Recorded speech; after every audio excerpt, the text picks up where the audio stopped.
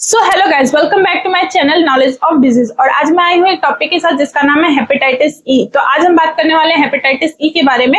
Hepatitis A, B, C, D इन सब के बारे में मैं ऑलरेडी वीडियो डाल चुकी हूँ अपने चैनल पे, आप चेकआउट कर सकते हैं। तो चलिए अब बात करते हैं हेपेटाइटिस ई के बारे में। तो हेपेटाइटिस ई जो होता है वो एक संक्रमण लिवर का प्रॉब्लम होता है, जो कि लिवर को सूजन मतलब फैला देता है, या फिर ये कहूँ कि उसमें लिवर में सूजन आ जाती है।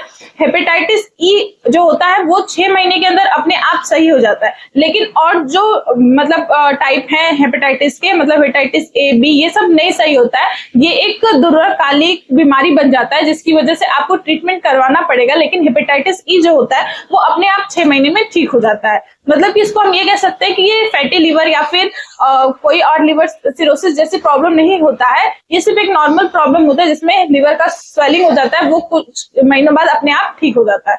तो ये था हेपेटाइटिस ई के बारे में। अब आगे हम बात करेंगे कि इसके कारण, लक्षण और सारी क्या चीजें होती हैं। अब हम बात करते हैं कि हेपेटाइटिस ई के लक्षण क्या क्या होते हैं। तो हेपेटाइटिस ई के लक्षण होते हैं, पीलिया होता है, जोड़ों में दर्द होता है, बुखार होता है, सिर दर्द होता है, जी मिचलाना होता है, एक्यूट लिवर फेलियर हो सकता है, या फिर दर्द, बुखार, सिर दर्द, इन सारी चीजों में ये हेपेटाइटिस ई होता है, जो कि इसके लक्षण होते हैं। ठीक है, तो ये सारे लक्षण होते हैं हेपेटाइटिस ई के। बात करते हैं कि हेपेटाइटिस ई का होने का कारण क्या क्या होता है। तो हेपेटाइटिस ई के होने का कारण ये होता है कि आप जो मल त्याग करते हैं उसकी वजह से भी होता है। फॉर एग्जाम्पल, एक खेत है जिसमें आपने मल का त्याग किया है और कोई व्यक्ति, किसान जो है वो जाए और हाथ से उसको टच कर दे, साफ करने की कोशिश करे, तो भी ये हेपेटाइटिस ई उसको हो सकता है। या फिर आप अगर अच्छे से हाथ नहीं धोते हैं, आप इन्फेक्टेड चीजों को करने के बाद फिर उसी से खाना खाते हैं, या उसको मुंह तक ले जाते हैं, नाक तक ले जाते हैं, कान तक ले जाते हैं, ओपन एरियाज पे टच करते हैं, तो भी आपको हेपेटाइटिस ई की प्रॉब्लम हो सकती है। तो ये कारण होते हैं हेपेटाइटिस ई के होने का। अब हम बात करते हैं कि हेपेटाइटिस ई में डायग्नोसिस क्या करा सकते हैं, मतलब कि आप परीक्षण क्या क्या करवा सकते हैं जिससे आपको पता चले कि आपको हेपेटाइटिस ई की प्रॉब्लम हुई है।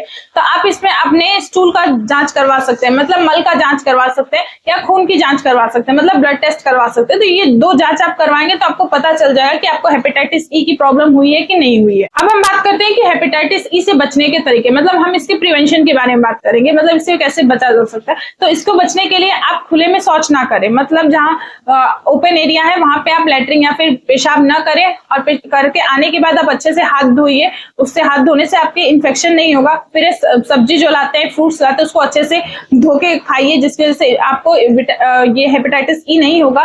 फिर आता है कि अगर कोई चीज, मान लीजिए कि कोई किसी ने टच किया है, उस चीज को अगर आप खाने जा रहे हैं तो आप उसको वॉश करके खाइए, नहीं तो फिर आपको ये प्रॉब्लम हो सकती है।